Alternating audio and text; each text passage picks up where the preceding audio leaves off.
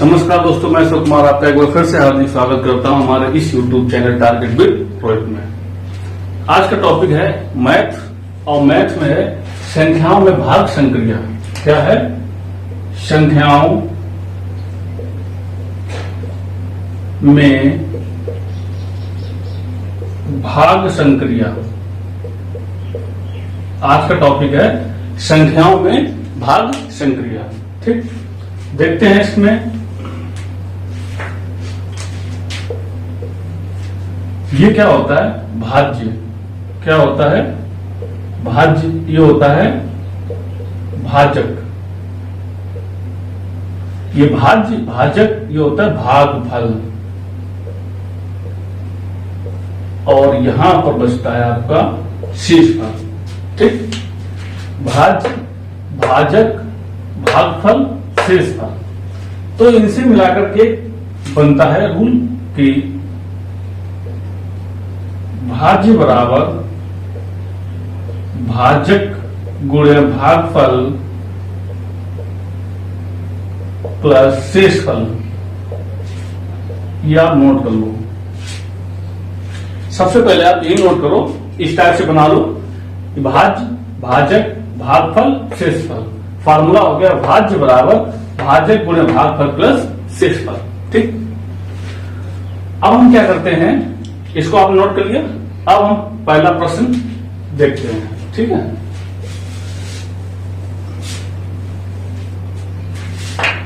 दोस्तों अगर हमारा चैनल आपको अच्छा लगे तो प्लीज कमेंट कुछ ना कुछ जरूर करिएगा। और चैनल अगर आप नए हैं तो आप इसको सब्सक्राइब कर लीजिएगा। सबसे पहला प्रश्न है कि 1043 को किस संख्या से भाग देने पर भागफल 11 आता है? कितना आता है? 11 आता है। और शेषफल 20 आता है। कि 1043 को किसी संख्या से भाग देने पर भागफल 11 शेषफल इतना प्राप्त होता है। भाजक ज्ञात करना है। ठीक, तो देखो सबसे पहले नोट कर लेंगे कि भागफल आपको कितना है? 11। शेषफल कितना है? तो भाज्य बराबर फार्मूला लगाएंगे। क्या लगाएंगे फार्मूला? भाज्य बराबर भाजक गुणे भागफल प्लस शेषफल। ठीक, भागफल कितना है आपका? 11। शेषफल कितना है आपका? 20। और भाजक पूछा गया है। किसी संख्या को 1043 को किसी संख्या से भाग देने पर, है ना, किसी संख्या से भाग दिया। देखो ऐसे मान लो ये एक संख्या हो गई भाज, और ये कितना हो गया? 1043, है ना। तो 1043 को किसी संख्या से भाग किया। तो किससे भाग किया हमने? x से। तो ये क्या होता है? भाज्य। भाज्य कितना हो गया आपका? इसको हमने मान लिया x, और ये हो गया 1043। ठीक, ये 1043 ये 20 इधर आएगा, माइनस का हो गया, बराबर 11x। ठीक है, 11x। भाजक आपको ज्ञात करना था, ये लिखा है भाजक ज्ञात करो। तो भाजक हमने x मान लिया। ठीक है, इसके बाद ये हमने 20 माइनस करेंगे तो 11x बराबर कितना हो जाएगा? 1023। तो x बराबर 1023 डिवाइड बाई 11 से भाग करेंगे तो 11 जब 99 होता है, बचेगा 3 11 3 33। तो आपका आंसर हो गया है 93। कितना हो गया? 93। यानी भाजक कितना हो गया? 93 हो गया है। तो ये आपका एक प्रश्न कंप्लीट हो गया। दूसरा देखते हैं। 1000 में से कौन सी छोटी संख्या घटाई जाए कि शेष बची संख्या 19 से पूर्णता विभक्त हो जाए? तो 1000 यानी कि 1000 में हम कर देंगे भाग, है ना। कौन सी संख्या घटाई जाए कि शेष बची संख्या 19 से पूर्णता विभक्त हो? तो 19 से हम क्या करेंगे? भाग कर देंगे। 19 पर 95, बचेगा 5, हो गया 50। और 19 दूनी 38, बचा 12। ठीक, तो बोला 1000 में से कौन सी संख्या छोटी घटाई जाए। घटाने के लिए बोला है तो यही सीधे सीधे हम घटा देंगे 12, तो आंसर हमारा क्या हो गया 12 हो गया। अगर हम 12 घटा देंगे तो संख्या पूर्णतः 19 से विभाजित हो जाएगी। ठीक, यदि यही कहते हैं कि 4 अंकों की छोटी से छोटी संख्या 1 2 3 4 अंकों की छोटी से छोटी संख्या अगर बात करते तो कुछ और रूल बनता, ठीक है। लेकिन इन्होंने कहा 1000 में से कौन सी छोटी छोटी संख्या घटाई जाए कि शेष बची संख्या 19 से पूर्णतः विभाजित हो जाए। तो हमारा आंसर आ गया 12, यानी कि जो बच गया वही सीधा सीधा हम कर देते हैं, यानी 12 आंसर हो गया। अब देखिएगा यही प्रश्न, 1000 में से कौन सी छोटी से छोटी संख्या जोड़ी जाए, यहां पर लिख दो जोड़ी जाए, ताकि शेष बची संख्या 19 से पूर्णतः विभक्त हो। 1000 में से हमने क्या काम किया, 19 से भाग किया, 22 यहां तक आ गए। ठीक, अब देखिए भाग कर रहे हैं 19 से, हमें जोड़ना है, आगे जाना है। बचा कितना शेष पर 12, तो लिखेंगे 19 माइनस 12। 12 हमारे पास है, भाग कर रहे हैं 19 से, तो कितना और चाहिए हमें 7। तो कितना जोड़ना होगा, 7 जोड़ना होगा। यही हमारा आंसर हो गया, यही हमारा आंसर हो गया कि हम उसमें कितना जोड़े, तो 7 जोड़े। ठीक, अब यही प्रश्न अगर होता कि 4 अंकों की छोटी से छोटी संख्या, प्रश्न नोट कर लेना, 4 अंकों की छोटी से छोटी संख्या में क्या, अब इतना ये छोड़ दीजिएगा, क्या घटाया जाए, है ना, कि 4 अंकों की छोटी से छोटी संख्या में क्या जोड़ा जाए, है ना। अब अगर घटाने की बात कर देंगे तो हमारा 4 अंकों की संख्या नहीं रहेगी, 4 अंकों की संख्या इससे छोटी हो ही नहीं सकती है ना। तो 4 अंकों की छोटी से संख्या में क्या जोड़ा जाए। नेक्स्ट प्रश्न बना रहे हैं हम कि 4 अंकों की छोटी से छोटी संख्या में क्या जोड़ा जाए कि संख्या 19 से पूर्णतः विभक्त हो जाए, कि संख्या 19 से पूर्णतः विभक्त हो जाए। तो हमने 19 से भाग किया, 19 से भाग किया, हमारे पास आगे कितना बढ़ना चाहिए था, तो 19 माइनस 12 हमारे पास 7 और हो जाए। कितना हो जाए, 7 और हो जाए। भाई हमारे पास 12 बच गया था, हमें आगे बढ़ना होगा, क्योंकि 4 अंकों की कहा उन्होंने, तो 4 अंकों की संख्या क्या है, 1000 कितनी है। अब अगर एक भी इसमें कम कर देंगे तो वो हमारी संख्या 4 अंकों की नहीं रहेगी। तो हमने 19 का भाग किया, तो इस प्रकार से हमारा बचा 12। हमें चूंकि आगे बढ़ना होगा, तो 19 माइनस 12 7। यदि हम इसमें 7 जोड़ दें, 1000 में 7 जोड़ दें, तो हमारा हो गया 1007। 1007 जो है हमारी पूर्णतः 19 से विभक्त होगी। ये 4 अंकों की सबसे छोटी से छोटी संख्या होगी जो 19 से विभाजित होगी। देखो 19 बना 95, 5 बच के 57 हो गया, 19 के 57 हो गया, समझ गए। अब देखिएगा इन्होंने ये कहा 4 अंकों की बड़ी से बड़ी, यही प्रश्न लगा दो, नोट करते रहना, बड़ी से बड़ी।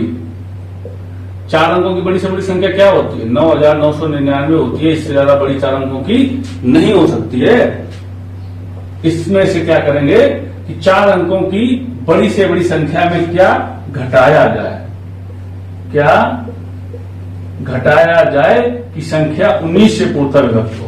बात को समझ लेना कि 4 अंकों की बड़ी से बड़ी संख्या में क्या घटाया जाए कि संख्या 19 से पूर्णतः विभाजित हो। तो 4 अंकों की संख्या रहे, अब 4 अंकों की संख्या इससे बड़ी हो नहीं सकती है, तो घटाना ही पड़ सकता है। ठीक, इसलिए प्रश्न रहेगा क्या घटाया जाए कि संख्या पूर्णतः विभाजित किससे, 19 से। अब देखिएगा 9999, 19 से हमें भाग करना है, तो 19 बना 95, बच गया 4, हो गया 49, 19 दूना 38, तो बच गया हमारा 11। कितना बच गया, 11 हो गया 119, 19 छक्का 114, बच गया हमारा 5। कितना बच गया, 5 बच गया। अगर हम इस संख्या में से घटाने की जब बात करें तो जो शेष बचता वही आंसर होता है। तो अगर हम इसमें से 5 घटा देंगे तो ये 4 अंकों की बड़ी से बड़ी संख्या होगी जो 19 से पूर्णतः विभाजित होगी।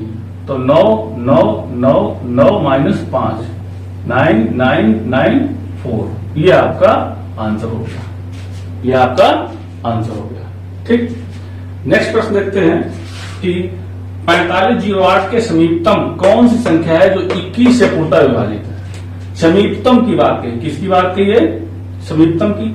तो हम 21 से करेंगे भाग, तो 4508 तो करेंगे भाग, है ना। 21 दूनी 42, बचा 3 हो गया 30, फिर 21 से करेंगे 21, बचा हमारा 9 हो गया 98, है ना। तो फिर करेंगे 21 चौक 84, इसको माइनस करेंगे तो 14, कितना है 14, 8 में 4 गया 4 और 9 में 8 गया 1, तो हमारे पास बच गया 14। समीपतम बोला है, बचा हमारे पास 14, भाग कर रहे हैं 21 से, तो 21 का आधा करेंगे तो हमारा कितना आएगा 10.5। तो जिससे भाग करते हैं उस संख्या के आधे से अगर ज्यादा बचता है तो हम आगे बढ़ जाते हैं, और शेष यदि हमारा 21 के आधे से कम है तो हम पीछे बढ़ जाते हैं। तो समीपतम बोला है 4805 के समीपतम। ठीक, तो हमारे पास कितना बच गया था 14, तो 14 माइनस वो 21 माइनस 14 कितना हो गया 7। तो हम इस संख्या में क्या कर देंगे, 7 को हम जोड़ देंगे, तो 4508 और इसमें 7 जोड़ दो, तो 8 7 15 और 45। ये देखो इसके समीपतम है और 21 से पूर्णता है क्या, तो 21 से भाग करके देखेंगे। 21 दूना 42, बचेगा 3 हो गया 31, फिर 21 से 21 बचेगा 10 हो गया 105, 21 पंचे 105। तो समीपतम का मतलब समझ गए। यदि हमारा शेष फल इस ये होता भाजक, ये क्या होता है भाज्य, ये होता है भाजक, ये क्या होता है भाजक। यदि हमारा शेष फल भाजक के आधे से ज्यादा है, यदि हमारा शेष फल भाजक के आधे से ज्यादा है ये, तो हम आगे बढ़ जाएंगे, नहीं तो पीछे आ जाते हैं। ठीक, ये आपका प्रश्न हो गया। नेक्स्ट देखिएगा, बोला है किसी संख्या को 195 से भाग देने पर शेष 47 आता है, इस संख्या को 15 से भाग देने पर क्या आएगा। ठीक, तो आप कर सकते हैं 195 से भाग दिया, आप इस तरीके से करेंगे, भाग जो दिया जाता है वो यहां रखते हैं, शेष फल यहां पर रखते हैं। देखो 195 से भाग किया, शेष फल 47 आएगा। यहाँ जो जिससे भाग करते हैं वो आता है, यानी भाजक, यहाँ पर शेष फल। संख्या ये होती है हमारी, यहां हम मान लेते हैं 1। ज्यादातर आंसर हम 1 से आ जाते नहीं आएंगे तो वीडियो में आपको एक प्रश्न बताएंगे क्यों मान लेंगे, उस टाइप से किया जाएगा। तो इसको हम इससे मल्टीप्लाई करके जोड़ते हैं, तो 195 गुणे 1 प्लस 47, तो इसको जब जोड़ेंगे तो 7 5 12 और 9 4 13 14 1 1 2 242 आ गया। वो संख्या क्या आ गई 242। अब बोला इसको 15 से भाग देने पर क्या आएगा, तो 15 से भाग करेंगे, 15 एकम 15 है ना, भाग करेंगे 15 एकम 15 बचेगा 9 हो गया 92, 15 छक्कर 90 बचेगा 2, तो शेष फल कितना बचेगा 2। ठीक, इस तरीके से आप कर सकते हैं। या दूसरा तरीका देख लो, ये 195 में 15 से भाग करो, तो 15 एकम 15 बच्चा हमारा कितना 4 हो गया, 45 15 45, कोई शेष नहीं बचा। यहाँ पे आ जाओ, 15 से भाग किया 15 या 45, शेष फल कितना बच गया 2। ऐसे भी आप लगा सकते हैं। ठीक, नेक्स्ट प्रश्न देखेंगे। लास्ट प्रश्न है, किसी संख्या को 6 से विभक्त करने पर शेषफल 3 आता है, उसी संख्या के वर्ग को 6 से विभक्त करने पर क्या आएगा। किसी संख्या को 6 से विभक्त करने पर शेषफल 3 आता है, उसी संख्या के वर्ग को 6 से विभक्त करने पर कितना आएगा। तो 6 से विभक्त करने पर शेष 3 आता है, तो इनको जोड़ देते हैं, तो 6 और 3 कितना हो गया 9, और 9 का जब हम कर देंगे वर्ग हो गया हमारा 81, क्योंकि वो संख्या 9 होगी, और 9 का वर्ग हो गया 81। अगर हम 6 से भाग कर दें तो शेषफल कितना आएगा, 6 एकम 6 बचा 2 हो गया 21, 6 3 18 और बचा 3, तो शेषफल कितना हो गया 3। ठीक, शेषफल कितना हो गया 3। ये आपके रहे प्रश्न, इस प्रकार से हम लगाएंगे। नेक्स्ट प्रश्न देखते हैं। हमारा एक संख्या को क्रमशः 9, 11, 13 से विभक्त करने पर शेषफल 8, 9, 8 आता है। यदि विभाजकों के क्रम को उलट दिया जाए तो शेष कितना आएगा? वही प्रक्रिया, एक संख्या को 9 से भाग करते हैं तो शेष कितना आता है 8। यदि 11 से भाग करते हैं तो शेषफल कितना आता है 9। और यदि 13 से भाग करते हैं तो शेषफल कितना आता है 8 आता है। हम पहले निकालेंगे संख्या। क्या निकालेंगे? संख्या निकालेंगे। हमने सबसे पहले यहां 1 रखा तो 13 गुण 13 वो 8, समझ रहे? 13 गुणा 1 प्लस 8 तो कितना होगा? कितना हो गया 21। 13 8 21। अब इसका इससे गुणा किया तो 21 सेकंड 21, 21 सेकंड 21 और 2 23। ठीक, 1 2 से करते देखो 21 सेकंड 21 2, 21 सेकंड 21 2 23 और 9 इसमें जोड़ देंगे तो हो जाएगा 240। तो यहां पर क्या हो गया 240। अब ये x बराबर जो होगा वो 240 गुणे 9 प्लस 8, 240 गुणे 9 प्लस 8 तो 0, 9 4 36 3 और 9 दूनी 18, 18 और 3 21 और प्लस 8 तो क्या हो गया 21 68। वो संख्या कितनी आ गई 21 68 आ गई। बोलिए विभाजकों के क्रम को उलट दिया जाए तो शेष कितने कितने आएंगे? विभाजक हमारे क्या थे? यही तो थे 9, 11, 13। तो अब 13 से पहले भाग करेंगे क्योंकि ऑप्शन जो हमारे होंगे वो 4 ऑप्शन होंगे, उनमें से देखो कैसे होना विभाजक के क्रम उल्टो, यानी कि पहले भाग करो किससे 13 से। तो इसमें हम 13 का भाग जब करेंगे देखो 21 68 में तो 13 का 13 बच गया 8 हो गया 86। ठीक, और 13 छंगा 78 बच गया 8 हो गया 88। ठीक है, कितना हो गया 88 हो गया। और फिर से जाएगा 13 छंगा 78 कितना बच गया 10। कितना शेष बच गया 10 बच गया। अब देखिएगा, अब हम भाग करेंगे 11 से 21 68 में। वैसे डायरेक्टली भी आप भाग कर सकते हैं, ठीक है, खटाखट। तो 11 के 11 बच गया 10 हो गया 106। ठीक है, और 9 बार जाएगा हो गया 99 बच गया कितना 7 हो गया 78। ठीक, और 11 70 77 बच गया 1।